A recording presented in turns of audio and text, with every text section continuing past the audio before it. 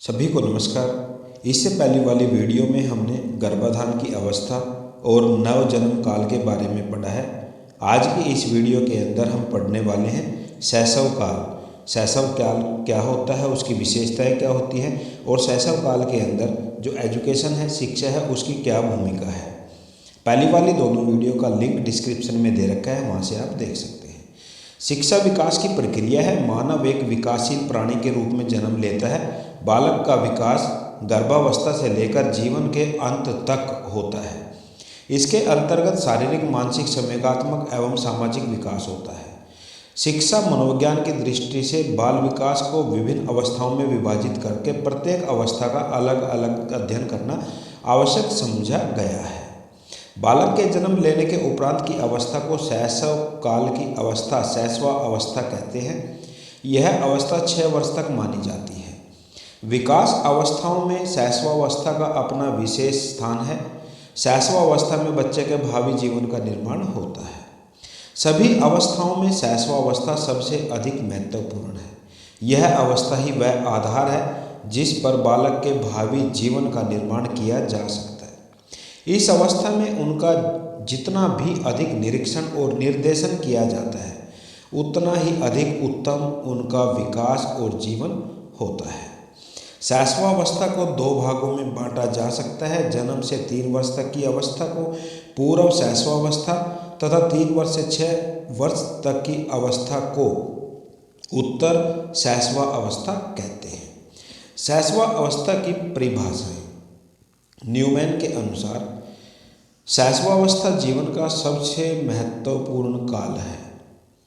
Adler के अनुसार बालक के जन्म के कुछ माह बाद ही यह निश्चित किया जा सकता है कि जीवन में उसका क्या स्थान है। शैशवावस्था की विशेषताएं। फर्स्ट, विकास में तीव्रता। इस अवस्था में शारीरिक और मानसिक विकास में तीव्रता रहती है। शैशवावस्था में शारीरिक विकास और मानसिक विकास दोनों ही बड़ी तेजी से होते हैं। शारीरिक विकास के अंतर्गत शिशु का शरीर तेजी से बढ़ता है। मानसिक विकास के अंतर्गत शिशु में ध्यान, स्मृति, कल्पना, संवेदना, प्रत्यक्षीकरण आदि का विकास तेजी से होता है। सेकंड, सीखने में तीव्रता। इस अवस्था में बालक बहुत जल्दी चीज़ों को सीखता है। शैशवावस्था में बालक के अंदर सीखने में तीव्रता देखी गई है। थर्ड, दूसरों पर निर्भरता। इस अवस्था में बालक पूरी तरह से दूसरों पर निर्भर होता है। शैशवावस्था में बालक असहाय स्थिति में होता है। उसे भोजन और अन्य जो शारीरिक आवश्यकताओं की पूर्ति हेतु स्नेह और सहानुभूति प्राप्त करने के लिए दूसरों पर निर्भर रहना पड़ता है। फोर्थ, कल्पना की सजीवता। इस अवस्था में बालक के अंदर कल्पना की अधिक सजीवता पाई जाती है। शैशवावस्था में बालक तरह तरह की कल्पना करने लगता है और वह कल्पना जगत में विचरण करने लगता है। आत्म प्रेम की भावना। शैशवावस्था में शिशु के अंदर आत्म प्रेम की भावना बहुत ही प्रबल होती है। शिशु स्वयं से और अपने खिलौनों या अपने प्रिय वस्तुओं से बहुत अधिक प्रेम करने लगता है। उनसे दूरी होने पर वह रोने लगता है तथा पुनः प्राप्त होने की जिद करने लगता है। नैतिकता का अभाव। इस अवस्था में बालक के अंदर नैतिकता का गुण नहीं होता। उसमें पूरी तरह से नैतिकता का अभाव रहता है। शिशु को अच्छा बुरा, उचित अनुचित, सही गलत का ज्ञान नहीं होता। शैशवावस्था के अंतिम दिनों में नैतिक विकास प्रारंभ हो जाता है। मूल प्रवृत्तियों पर आधारित व्यवहार। किस अवस्था में शिशु का व्यवहार मूल प्रवृत्तियों पर आधारित होता है। शिशु भूख लगने पर रोता है, वस्तु न मिलने पर क्रोधित होता है और जो वस्तु उसके पास होती है उसे मुंह में डाल लेता है। संवेग का प्रदर्शन। इस अवस्था में शिशु अपने मूल संवेगों का प्रदर्शन भी करता है। वो क्रोध करता है, प्रेम करता है, भय का प्रदर्शन भी करता है। शिशु अपनी पीड़ा भी दर्शाने की कोशिश करता है। अनुकरण द्वारा सीखना। इस अवस्था में शिशु जो कुछ भी सीखता है वह अनुकरण विधि के द्वारा सीखता है, यानी दूसरों को देख कर सीखता है। वह बड़े लोगों को जिन क्रियाओं को करते देखता है, शिशु भी उन क्रियाओं को करता है। दूसरी ओर बड़े बुजुर्गों द्वारा जो कुछ भी शिशु को सिखाया जाता है उसका अनुकरण करके सीख जाता है, अर्थात इस अवस्था में शिशु अनुकरण विधि के द्वारा सीखता है। अन्य विशेषताएं, शिशु में किसी क्रिया या शब्दों को दोहराने की विशेष प्रवृत्ति होती है। शिशु में पहले एकांत में खेलने फिर बाद में दूसरों के साथ खेलने की प्रवृत्ति होती है। शिशु प्रत्यक्ष और स्थूल वस्तुओं के सहारे सीखता है। इस अवस्था में शिशु में सामाजिक भावना का विकास होने लगता है।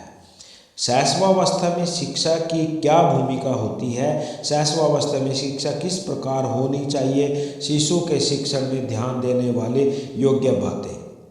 शैशवावस्था में शिक्षा का स्वरूप, शैशवावस्था में शिक्षा का आयोजन, शैशवावस्था में शिक्षा में ध्यान देने वाली बातें को हम निम्नलिखित बिंदुओं के माध्यम से समझ सकते हैं।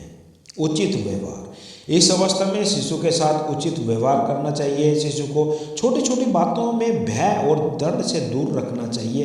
भय और दंड का बच्चों के शारीरिक और मानसिक संवेगात्मक सामाजिक विकास पर प्रभाव पड़ता है। उचित वातावरण, इस अवस्था में शिशु को शिक्षा देने के साथ उचित वातावरण भी प्रदान करना चाहिए। शिशु के साथ बड़े प्रेम स्नेह के साथ पढ़ाना चाहिए। किसी बात पर उसे डराना नहीं चाहिए। जिज्ञासा की संतुष्टि, शैशवावस्था में शिशु अधिक जिज्ञासु होता है और प्रत्येक वस्तु को देखकर तरह तरह के प्रश्न पूछता है, उनके बारे में जानने की कोशिश करता है। इसलिए शैशवावस्था में शिशु के शिक्षण में यह आवश्यक है कि उसकी जिज्ञासा की संतुष्टि की जाए। वह जो कुछ भी पूछे उसे बड़े प्यार के साथ उसके साथ प्रश्न का उत्तर बताना चाहिए। खेल क्रिया, चित्रों, कहानी के द्वारा शिक्षा, शैशवावस्था में बालक को तरह तरह के खेल और क्रियाओं के द्वारा पढ़ाना चाहिए। जैसे कि शिशु को पहाड़ा अगर आपने याद कराना है तो पहाड़े का खेल खिलाकर उसे सिखाया जाए। शिशु को आवश्यक है कि उन्हें चित्रों, कहानियों के द्वारा अधिगम कराया जाए, क्योंकि चित्र और कहानी शिशु में रुचि उत्पन्न करते हैं और शिशु जल्दी ही सीख जाता है। अभिव्यक्ति का विकास, शैशवावस्था में अभिभावक या शिक्षकों को चाहिए कि वह शिशु में अभिव्यक्ति का विकास करे।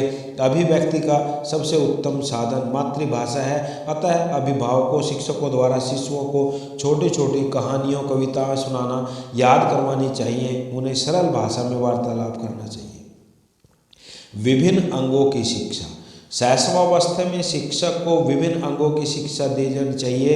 इससे तात्पर्य है कि शिशु को पुस्तक पकड़ने का ज्ञान, कलम पकड़ने का ज्ञान, खेल का ज्ञान, अन्य अंग की भी शिक्षा दी जानी चाहिए। आत्मनिर्भर का अवसर, इस अवस्था में शिशु को आत्म प्रदर्शन का अवसर प्रदान करना चाहिए।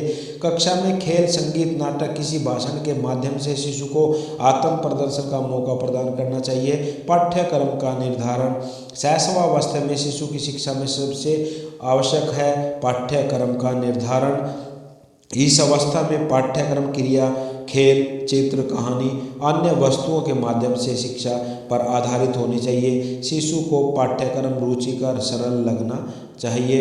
अन्य तथ्य, शिशु आरंभ से ही संगीत प्रिय होता है, इसलिए शिक्षण कार्य के लिए गीतों का प्रयोग करना चाहिए। शिशु को सोचने विचारने के लिए अधिक अवसर देना चाहिए। शिशु के सामाजिक विकास के लिए शिक्षा देते समय व्यक्तिगत विभिन्नता का ध्यान रखा जाना चाहिए। शिशु में अच्छी आदतों के विकास के लिए स्वयं को उसके समक्ष अच्छे रूप में प्रस्तुत करना चाहिए। यह था प्रिय विद्यार्थियों आप लोगों के लिए एक इम्पोर्टेंट क्वेश्चन। इससे अगली वाली वीडियो के अंदर हम बाल्यावस्था के बारे में पढ़ने वाले हैं।